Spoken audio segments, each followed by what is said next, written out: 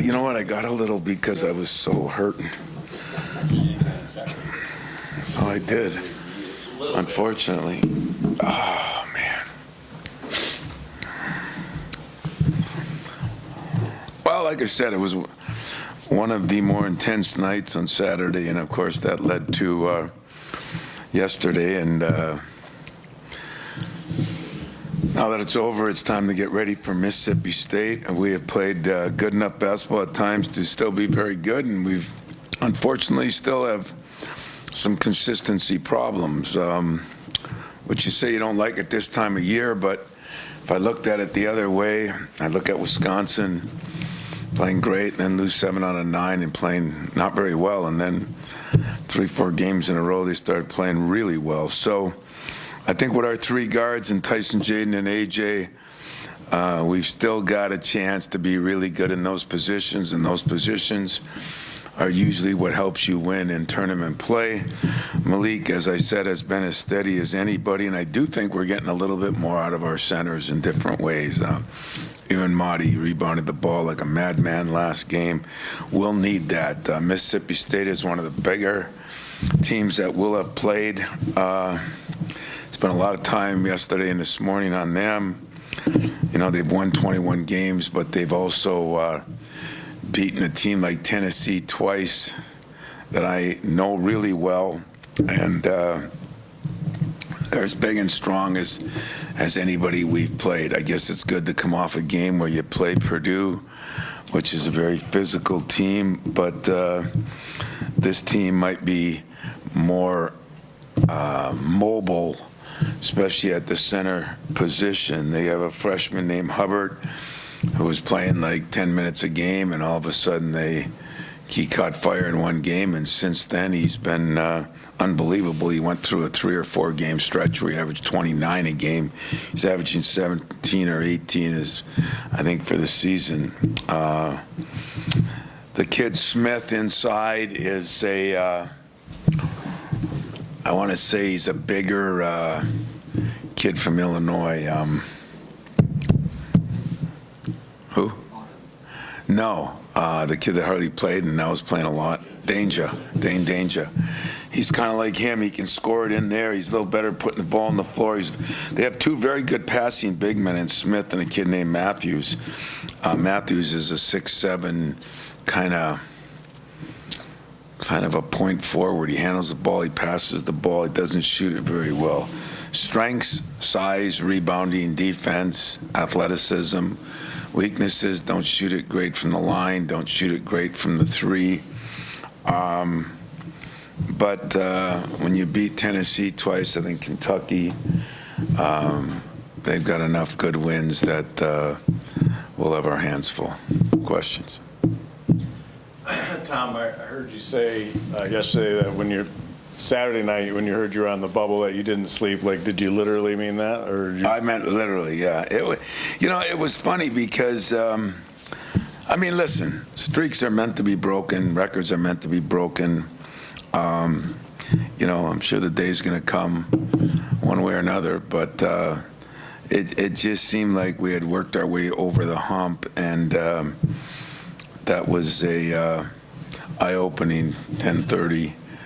Watching another game, the way it evolved was eye-opening for me, and so it kind of took care of the rest of the night. And can you at all appreciate the streak, and did it all like flash before your eyes when you thought it might be gone, but like now you're there, can you enjoy it? I really did. I told my family, because they all asked me, I said, hey, you know what? It's been a hell of a ride, and it's been it's not going to end, and if we wouldn't have made it, I would have tried to start another streak, but do I appreciate it? Every once in a while, somebody will say to me, Seth Greenberg will call or Jay Wright will call and just say, wow, 26 is really 27 years. And with Cassius's year, we would have been in for sure. Out of 29, if my team now could get as consistent as my teams in the past have been, I think that would really help us. But to do that, I tried to call Mark Few today because he's right there too, and it's an honor, privilege, and it kind of tells you a lot about the players you've had. It really does. Because those guys are the ones that do the work. I just keep the streak alive. I wonder about Hubbard. You guys haven't really faced a lot of smaller guards this year like that. I guess, what are the challenges with that? And did you know anything about him on the recruiting trail? I mean, he seems like a homegrown kind of kid for them that stuck around. I think you're right. I'm not sure how good he was, but I know how good he is. He can elevate. He really elevates on his jump shot. He looks like the kid from St. Joe's 15 years ago that my buddy Phil had. Jameer Nelson. That's what he kind of looks like, Jameer Nelson, and he unfortunately plays like him too. And so, but I didn't know anything about him. Don't recruit Mississippi a lot. I have a little bit, but not a lot. But I was really impressed. I mean, he can stop and get a shot like that, and he's getting a lot of shots. I think he's averaging 9 or 10 threes a game, taking. That's a lot, no matter who you are, what you are, where you are. Don, we're talking in Minneapolis about moving on to play different types of teams, different styles of play, but is this team, defense, rebounding, physicality, is this all that different from kind of a typical Big Ten team?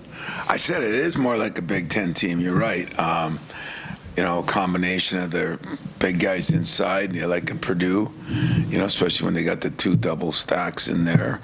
Kind of an athletic team like an Illinois. The kid Matthews is a little bit like Guerrier. Only that kid shot it better. This kid defends it and passes it better. But great offensive rebounder, goes to the boards. But it is kind of Big Ten-ish in that respect. I mean, everybody I talk to says they're very physical, bring your hard hat, Even Jim Delaney, my former commissioner, saw him. He must have gone to a game last week, and that was his text, bring your hard hat. So, which is okay, we're not as physical as teams we've been in the past, but I think we're more physical when we geared up for an Illinois or a Purdue. We've done a pretty good job on the boards. We've done a pretty good job competing, and it's going to have to be that times 5. Now, they don't shoot it like some of those teams, but as we all know, they're very good defensively. And they do some good things. They turn you down. They force everything baseline. Everybody I hear, I know he was at Bowling Green. I didn't really know him there, Chris, but everybody said a very, very good basketball coach. Did you sleep any better last night than the night before? I did sleep a little bit last night. I was I was not feeling great, so I decided to watch as much film as I could, and then just took a little something to get to sleep, which I don't do very often. But I felt like I needed it. But I feel great today, so I'm back. Don't look great, but feel great. You think there's any edge in your program because of the history of the staff, the tournament success, veteran players going into a tournament, or is it really all even when you go in? You'd hope it would be, and that's what I talked to my team about. I do have experience in being there. I have seen, 7 seeds, 10 seeds. I've seen them win games. I've lost to 11 seeds. I've won when we were 1 seed. I mean, I think there's experience, and it does matter. Unfortunately, every year it's a new team for you. And this day and age, there just seems to be more new styles, and we said in our league, there's so many different styles right now that people are playing.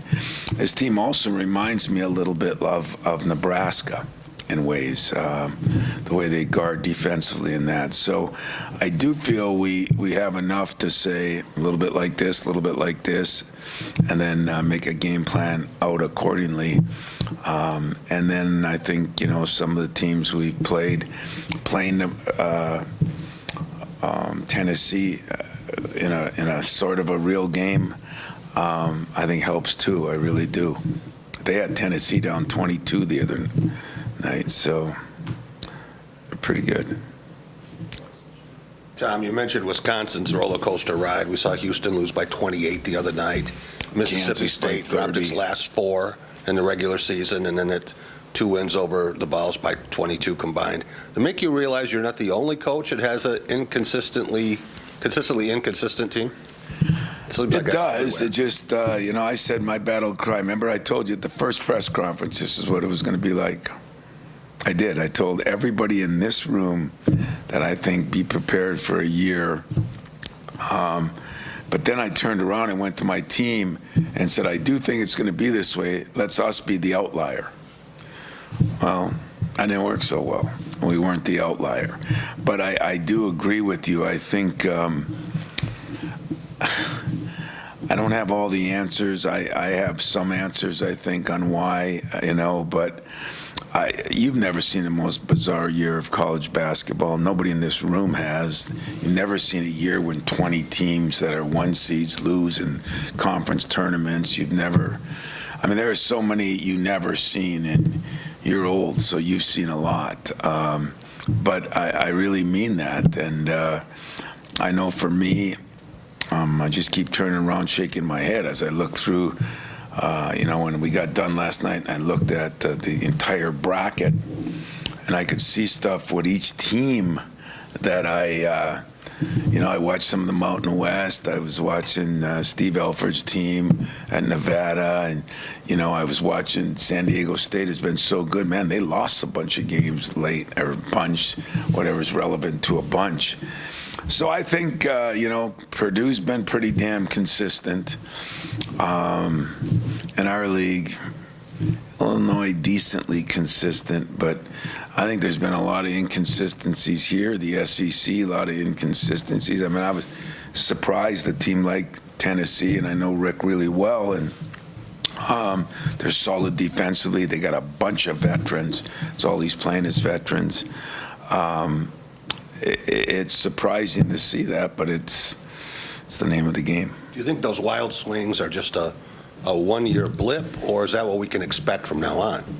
Well, I'm not that good, but I could predict that. But I think it's going to be more than 1 year, because I think the blips are not only because of the movement. I just think the focus on, are we, as I say, are we all in? Or are we not all in? And if half the rumors you hear about kids moving even before the season ends true, then you're going to see it for a long time, because nobody's that good, I don't think, that can have that stuff on their mind.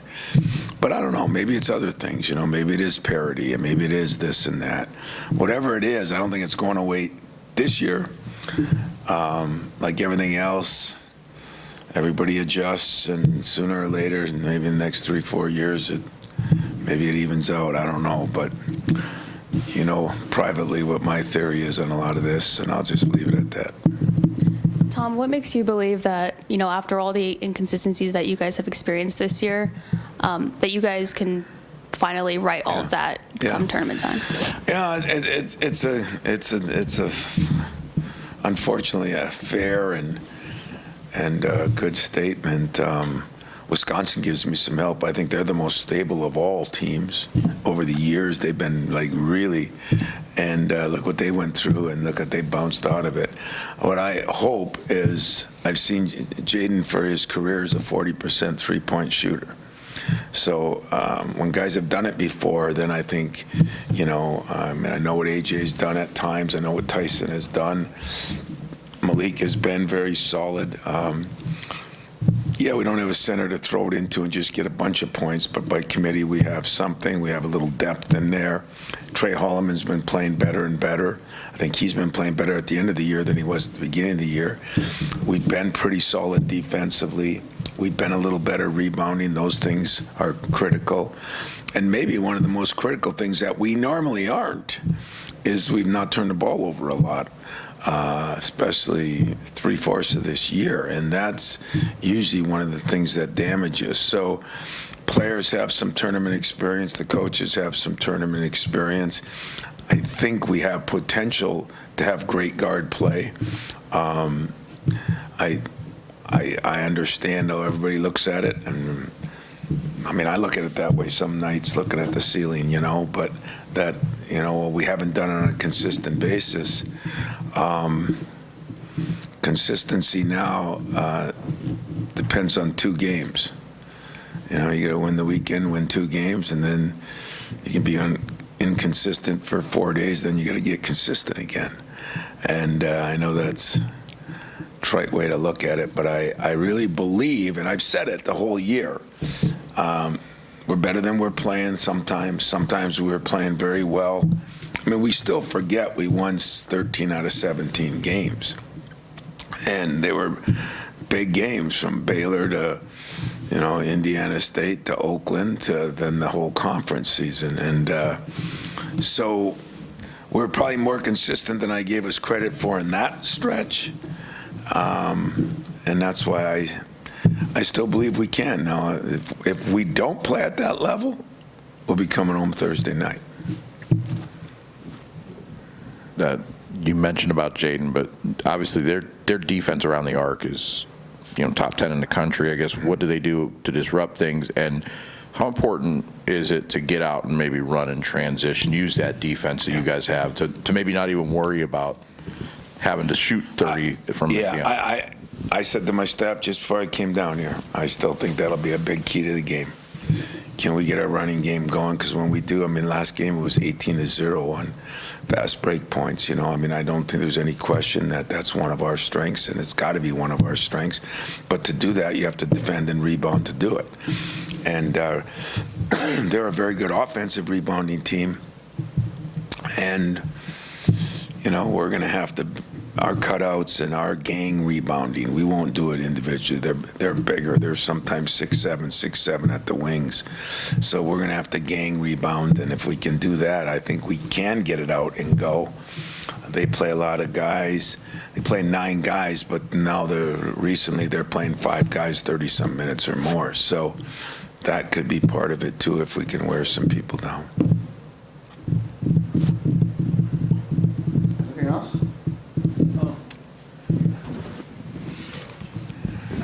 Oh, well, I was just going to ask about Jaden and Tyson, getting those guys going. I know that it's not like you haven't seen them get hot before, but is there anything other than just trying to keep their confidence high and tell them to keep shooting?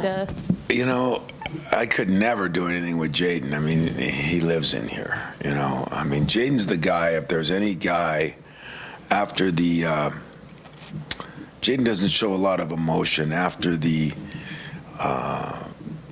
Purdue game. I never seen him so emotional. And I said, what's the matter, And he gave one of the great comments that you hope all players give, and he says, I'm letting the team down. Well, that's pretty cool that a guy that's a junior that has already done some things would feel that way. And I said, you just keep doing what you're doing. Getting confidence. I don't know how you give somebody confidence. If there's a shot that'll give it to him, or a pill, sign me up. But unfortunately, there's not. And but he works. Tyson. I don't know why to me, he's passed up some shots, and he takes stuff off the dribble, and I think he's got to look to shoot it more. He's a pretty confident kid, so I would hope that he'd take more immediate shots instead of the ones where he's dribbling back and forth, and that's what him and I have talked about. But I know after our meeting last night, he was in your shooting. I think guys are excited to be part of the tournament. I think they realize where they are. I think they, we like our draw because we're not too far. We didn't have to go time zones and all that. And, don't know anything about Mississippi State. Know a lot now, but didn't know anything about them. And that's okay, too, because it's nice to play somebody different, especially when you've gone through a year like we have. So confidence, they're going to have to get their own. I'm going to have to help them. Hopefully we can get off to a good start. But they've both done it before. I guess that's the confidence I have in them. They both have done it before. Jaden for 3 years, the percentage he shot. And I think Tyson last year was in the high 40s. So, that's all you can rely on, and that's all you can ask. If they weren't working on their game, I could ask a lot more. But in Tyson's case, he works on it. In Jaden's case, he lives it. And I respect and appreciate that greatly about Jaden. Yeah, Tom, Chris asked a minute ago about what they do defensively against the three. If you could answer that part of the question, too. What do they do to get out? Yeah, they do put a lot of pressure on, and they're big sometimes. They got the little guard in Hubbard, but after that, they're playing a lot of guys, and they switch. They're 6'7". They force baseline. They try to trap you there. They don't let you. They get after it, and they got a center in there that's big and agile and mobile, and he can, he's 6'11", he's 260, but he can move. He can block shots, which isn't necessarily a strength, but he can take up space, which is a strength. They rally very well to the ball. Very, very typical SEC team, very athletic team. And so I think that's what they do. They close out, they recover quickly. Passes are going to have to be good. Guys are going to have to be ready to shoot. But it would be nice if we beat them down the court and don't have to worry about it. That's what we'll try to do. I know that none of the guys have the familiarity, but you do with that building down there. And that was one of the surprising runs, maybe, in 15 for you. When you look at this team and kind of compare it to that one, I mean, the expectations were different going into that year, but they made that run and they put things together late. What can this team do to maybe resemble that? Yeah. It's even like the building. I mean, it's probably changed. It's 8-9 years different. But I think you always look at things. It's funny because Denzel texted me the other night, and you always, we'll try to come up with some things and highlight films and motivational things before we go there. But every team's its own team. I think what I want to impress upon our guys is, okay, look. It's been a little more up and down than we had hoped. I sometimes, I think we've kind of completely forgot. I have.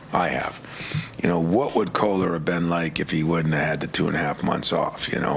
Could we had a little more presence in there? What would Jeremy be like? How much would that have helped our other guys? And everybody has injuries. I mean, Northwestern, look what they've gone through. But those change your expectations, too, at the year. And that's one of the things I'm going to talk to them about tonight when we have meetings is, really none of those things matter now. It's just a matter of, we've had some teams in the past that have made runs. I think we've been a 7 seed and gotten to a Final Four. All those things are important to let them feel a little better than maybe they felt. And now's the time to do that. It wasn't the time to do that 2 weeks ago. They shouldn't have felt good. But now they're in the dance. It's 0-0. Everybody's new season. That's the way we've approached it all the time. I mean, what year was it? We went to a Final Four that year, too, and we got beat, I think, by Iowa in the first game of the Big Ten tournament. And I took a big sledgehammer in the tape and broke it at the meeting the next day. Did now, everybody'd say, well, he's nuts. So many things you can't do now. It's no fun anymore, I mean, maybe I get a tractor and run over the computer that carries some of those games. But in general, I'll use anything I can use that is honest, and truthful. Because those things did happen. It's nice to make up the fairy tales of things, or maybe they happened 100 years ago, or maybe they happened to other teams, but this happened to one of our own.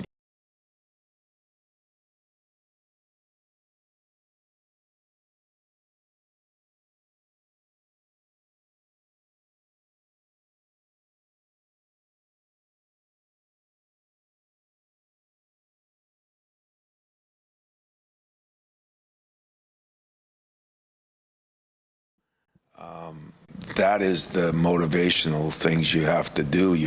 I don't know if it's motivational, just making them feel like human beings. you know.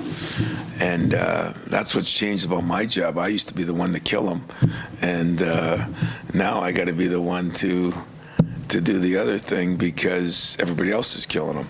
So it's different, but it's, you know, we'll adjust.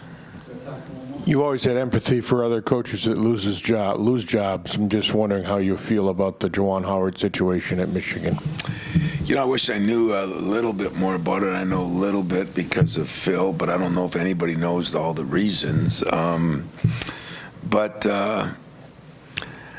Like, you know, having gone through what I went through 6-7 years ago, I don't wish anything on anybody. My worst enemy, which he's not, but my worst enemy, I wouldn't wish anything on because I think it's so hard. I'm disappointed in how many coaches are going down. But I predicted that to some of you guys at the beginning of the year. It's going to happen because guys are going to be mad that they paid money and guys didn't get the job done. And I mean, so many things. In Juwan's case, I recruited Juwan. You know, there's no question that the Fab Five took basketball to a different level and what they accomplished. And, you know, he had an incredible career in the NBA and then working for Riley and the Heat later on. And he had done a good job at Michigan. You know, this distractions got him here too. You know, I mean, the distractions early in the year, the situation with their point guard, you can't do that where, you know, I'm saying, unfortunately, he can't do that, meaning that wasn't all in his hands, but that put him behind the 8 ball. And, you know, all the other things that happened, I mean, I don't know what happened, you know, what you hear outside and what really is the case. But I'm disappointed, you know, I'm disappointed that anybody in our profession goes through anything like we're going through. And probably a lot of people wouldn't believe that I really feel that way, but I really do, because not only could it happen to me, it did happen to me. And when that happens, you don't have a lot of friends then. Tom, one fired coach follow-up. Have you talked to Dan Munson? He gets let go. And now his team's in the tournament. You know, it's funny because I did try to call Dan twice yesterday. I hadn't even known he had gotten fired, or parting of the ways, whatever they call it, you know, a polite way to say you're out. But I did try to call, and I keep thinking maybe I have the wrong number. I haven't talked to Dan in a few years, so I tried to call Mark Few this morning about him getting in, and he's real close with Dan. I wanted to make sure I had the right number, which I'll get this afternoon. But God even used a Harbaugh quote last night. I saw that where, you know, when Harbaugh says, "Who's got it better than us?" He said, "If you see Jim Harbaugh, tell him Dan Munson's got it better than us," you know, and what a great deal for him. Again, I don't know all the circumstances there either, but those are the kind of things you pull for, you know, for me. I mean, guys that I know, yes, but just coaches in the profession, because I do think, and I would publicly say this and get killed, but I will say it.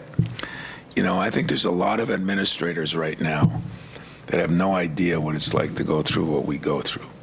You know, the greatest thing was George Perlis. You know, he was the football coach, then he became the AD. That was so common back then. Even in high schools, the former football coach became the AD. Well, you can think that's bad, but what he does is he has an idea what's going on. Some of these people that are in business, or everybody's in a different thing, and I'm not ripping one or another because they can rip me, but there are very few people in any of these jobs.